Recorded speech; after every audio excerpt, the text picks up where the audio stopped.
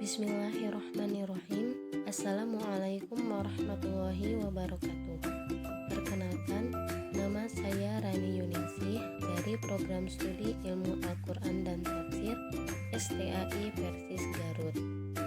Pada kesempatan kali ini, saya akan menyelesaikan salah satu tugas filsafat ilmu sebagai syarat ujian akhir semester. Di sini saya akan menjelaskan mengenai ayat Al-Quran berdasarkan epistemologi, ontologi, dan aksiologi. Saya mengambil salah satu ayat dari surat Al-Mujadalah ayat 11. A'udzubillahi minasyaitonirrajim. Ya ayyuhalladzina amanu tafassahu fil majalisi fafsahu yafsahillahu lakum wa idza qila syuzu fanshuzu yarfa'illahu alladhina amanu minkum walladzina utul ilma darajat wallahu bima ta'maluna khabir. Nah, ayat di atas menjelaskan tentang pentingnya suatu ilmu, dan di sini saya akan membahas kata mengenai al-ilmu. Di sini terdapat 3 pembahasan. Yang pertama, epistemologi al-ilmu. Terdapat 3 pembahasan, yaitu apa pengertian dari ilmu, kedua, apa saja sumber dari ilmu, dan yang ketiga, bagaimana cara memperoleh sebuah ilmu.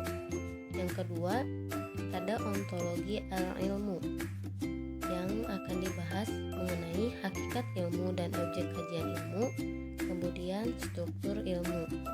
Yang ketiga, mengenai aksiologi al-ilmu, yaitu yang akan dibahas adalah apa nilai guna dan manfaat ilmu.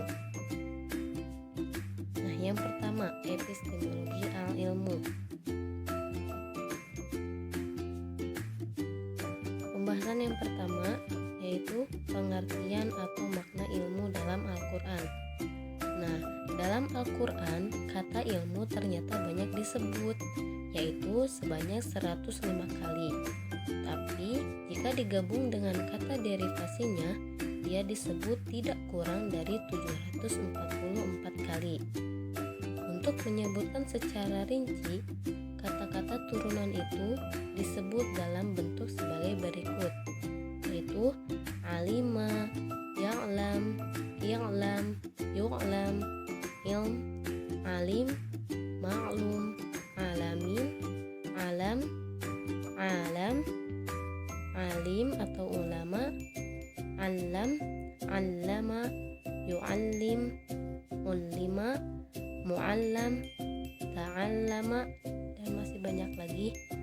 Nah, dari kata turunan itu timbul berbagai pengertian seperti mengetahui, pengetahuan, orang yang berpengetahuan, yang tahu, terpelajar, paling mengetahui, memahami, mengetahui segala sesuatu, lebih tahu, sangat mengetahui, cerdik, mengajar dan belajar, orang yang menerima pelajaran atau yang diajari, mempelajari.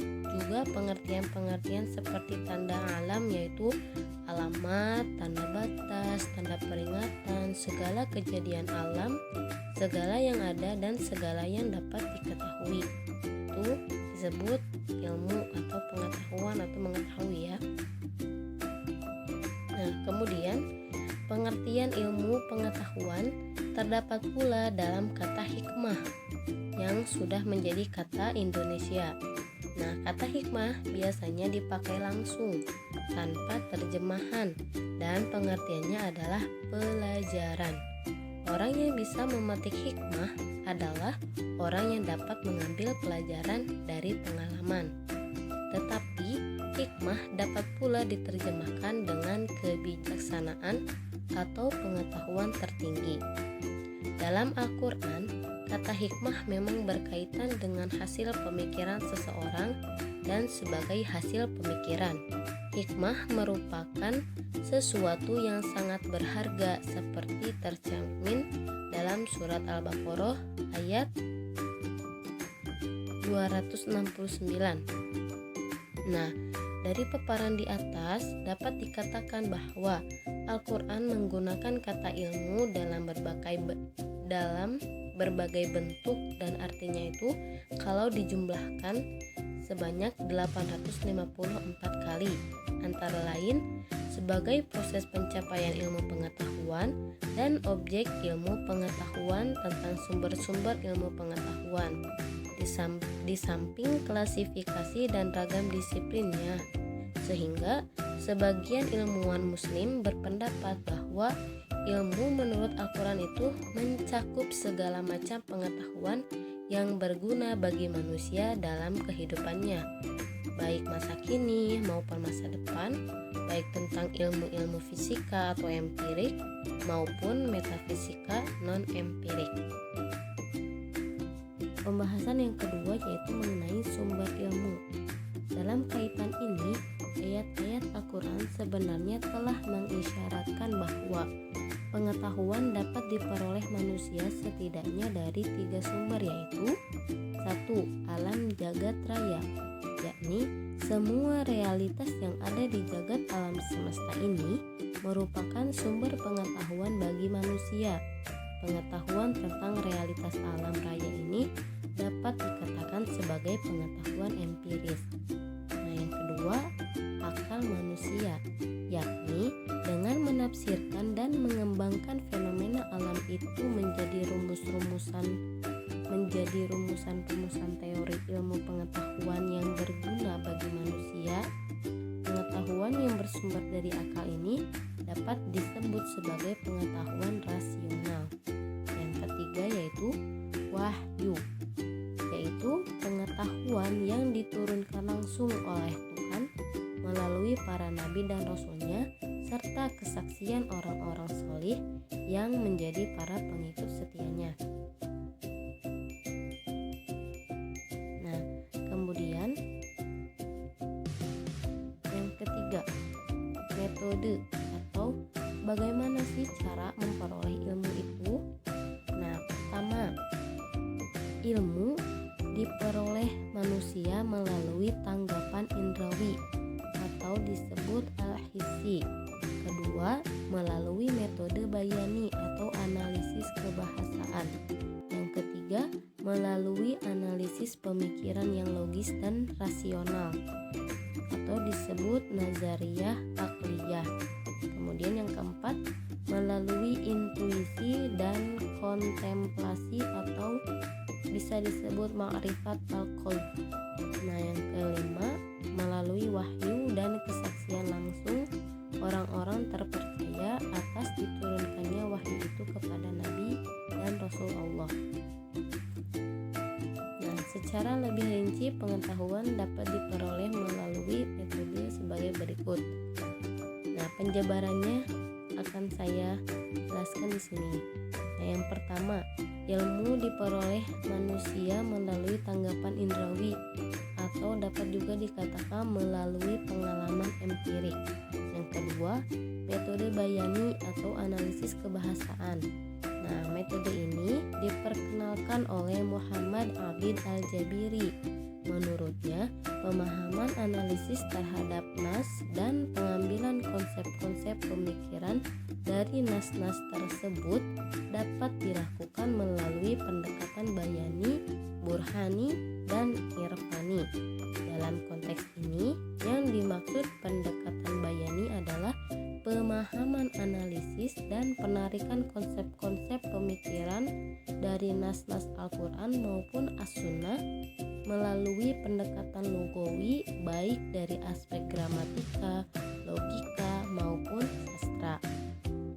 Kemudian yang ketiga, cara mendapatkan pengetahuan melalui analisis pemikiran logis dan rasional atau dengan istilah yang populer disebut metode burhani.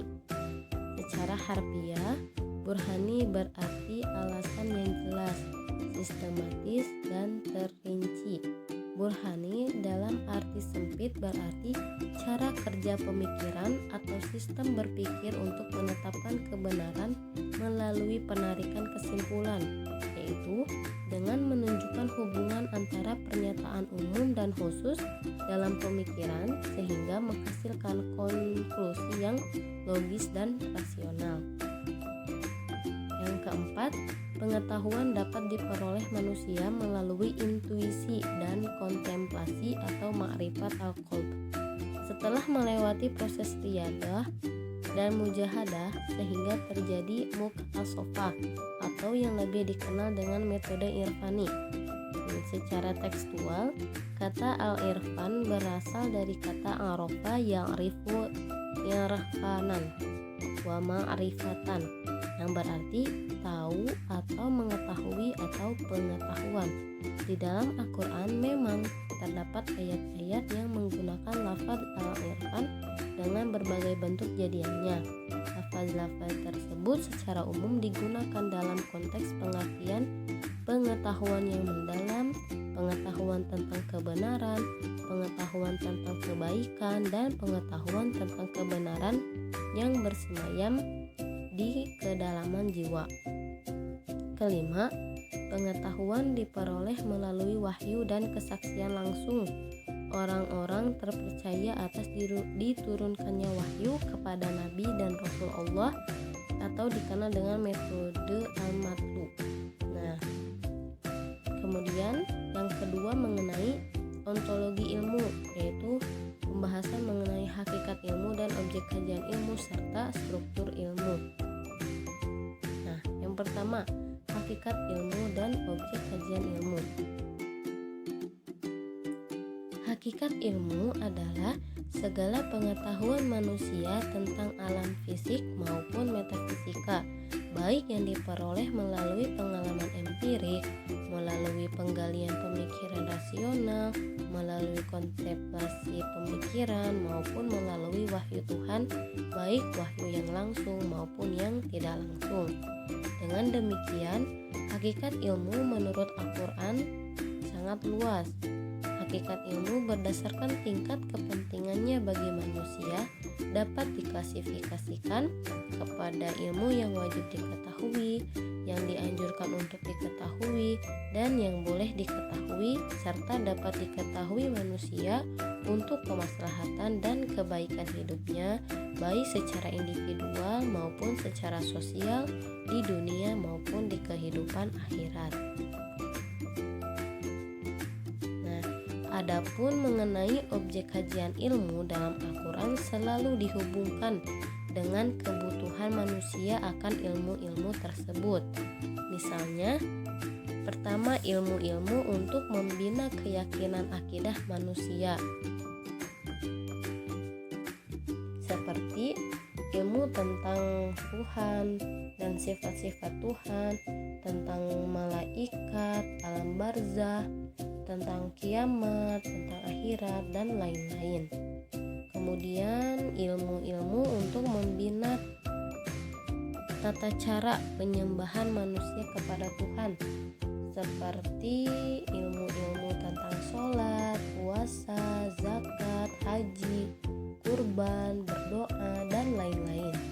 Kemudian ilmu-ilmu untuk membina attitude manusia adalah ilmu akhlak, yakni suatu ilmu yang membicarakan tentang perilaku yang baik, saling menghormati, tanggung jawab, menebarkan kasih sayang, keikhlasan dalam beramal, dan lain-lain.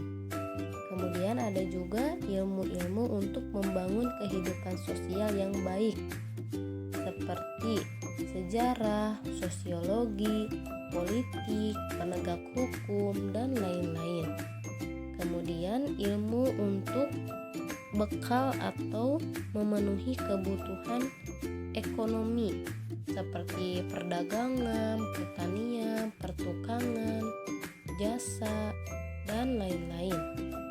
Nah, yang terakhir ada ilmu-ilmu untuk memahami realitas kehidupan alam di bumi dan mengambil kemanfaatan daripadanya, seperti ilmu tentang lingkungan hidup, biologi, fisika, kimia, kedokteran, matematika, dan lain-lain.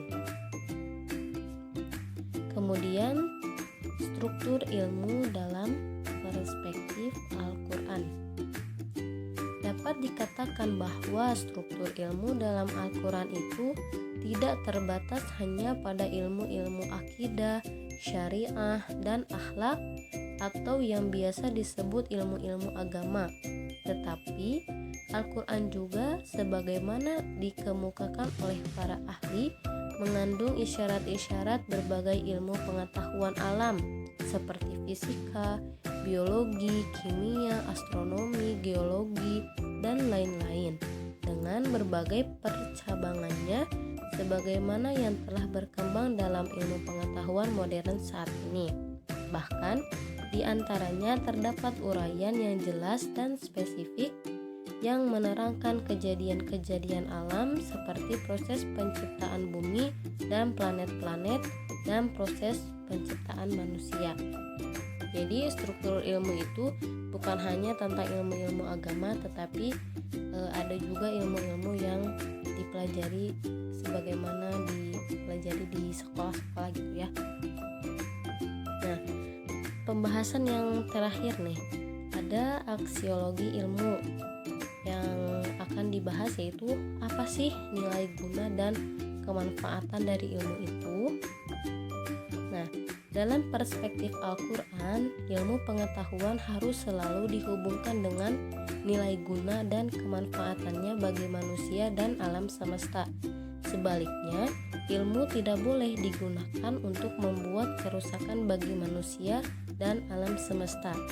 Secara praktis, nilai guna ilmu dihubungkan dengan kedudukan dan tugas eksistensi manusia di muka bumi ini, baik sebagai khalifah maupun sebagai hamba Allah atau abid. Nah, dalam kedudukannya sebagai khalifah, manusia membutuhkan pengetahuan tentang kepemimpinan, kemasyarakatan, kebudayaan, kealaman, dan pengetahuan-pengetahuan praktis yang bersifat profesional, di mana setiap individu satu sama lain itu saling membutuhkan dan tidak mungkin dimiliki setiap orang semuanya. Nah, dalam kedudukannya sebagai abid atau hamba Allah, manusia itu memerlukan pengetahuan tentang keyakinan yang benar akan eksistensi Tuhan, sifat-sifat Tuhan, makna dan eksistensi kehidupan manusia di alam dunia maupun alam akhirat. Oleh karena itu, ilmu pengetahuan sejatinya syarat dengan muatan nilai dan tidak bebas nilai. Nah, mungkin itu saja yang dapat saya sampaikan. Mohon maaf apabila terdapat penjelasan yang tidak dimengerti atau ada salah kata. Mohon maaf atas segala kekurangannya. Ditutup saja dengan doa, Robbana atina fid dunya hasanah wa fil akhirati hasanah wa qina adzabannar. Assalamualaikum warahmatullahi wabarakatuh.